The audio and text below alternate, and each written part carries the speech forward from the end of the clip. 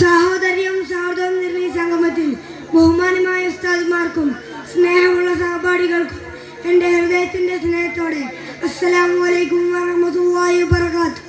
ഇസ്ലാം മനുഷ്യനോട് ഒരുമയുടെ കഴിയാൻ പറഞ്ഞു. പക്ഷേ മനുഷ്യനെ പിരിച്ചു വെച്ചു. അതിൽ അള്ളാഹു തിരഞ്ഞെടുത്ത ചിലർ മാത്രം പ്രവാചകരായി. അവർക്ക് ആയുധങ്ങളില്ലായിരുന്നു, അവർക്ക് സൈന്യങ്ങളുമില്ലായിരുന്നു, അവർക്ക് ഹൃദയങ്ങളുണ്ടായിരുന്നു. അതിൽ നിറഞ്ഞത് ദയയും സ്നേഹവുമായിരുന്നു. നബി നമ്പറിൽ നിറഞ്ഞ ലോകത്ത് കരുണയുടെ കപ്പൽ ചൂടിച്ച നാവികൻ, ഈസാ നബി അടിമത്തത്തെ തകർത്ത ദയമാൻ, മൂസാ നബി ക്ഷമയുടെ ദീപം. ഇവരിൽ എല്ലാവരെയും പ്രഭയാൽ മറിച്ച നബി മുഹമ്മദ് മുസ്തഫ സല്ലല്ലാഹു അലൈഹി വസല്ലം തങ്ങൾ നമുക്ക് വിശേഷിപ്പിക്കാം സ്നേഹദൂത്.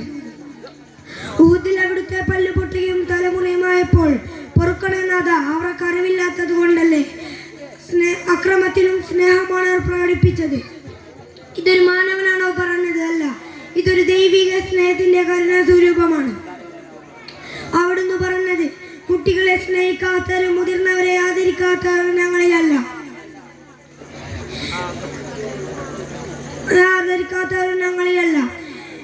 നമ്മുടെ സമൂഹം സാങ്കേതിക വിദ്യയിലേക്ക് വളരുമ്പോഴും ഹൃദയങ്ങളിൽ പായ വളരുന്നു.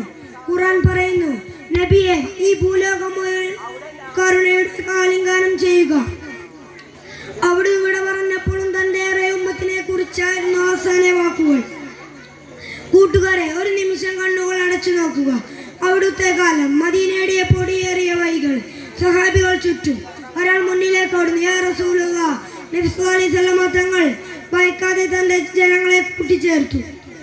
അവിടുത്തെ കണ്ണുകൾ വെറുപ്പില്ലായിരുന്നു, സ്നേഹത്തിന്റെ സമുദ്രം മാത്രം. ഇന്ന് ആ സമുദ്രത്തിൽ നിന്ന് ഒരു തുള്ളി നമ്മുടെ ഹൃദയങ്ങളിൽ വീണാൽ ഈ ലോകം മുഴുവൻ മാറും. ഒരാൾ തന്റെ ഉമ്മത്തിനോർത്ത് കരഞ്ഞു.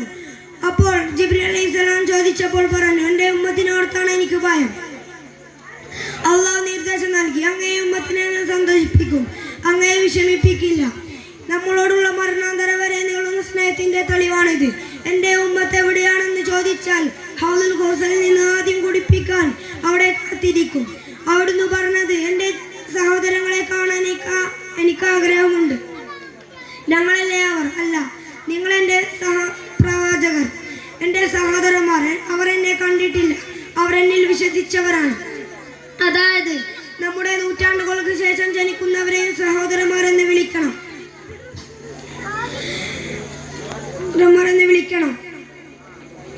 ഇത്രയും പറഞ്ഞുകൊണ്ടാണ് എൻ്റെ ഈ ചെറിയ പ്രസംഗം നിർത്തുന്നു. അസ്സലാമു അലൈക്കും വറഹ്മത്തുള്ളാഹി.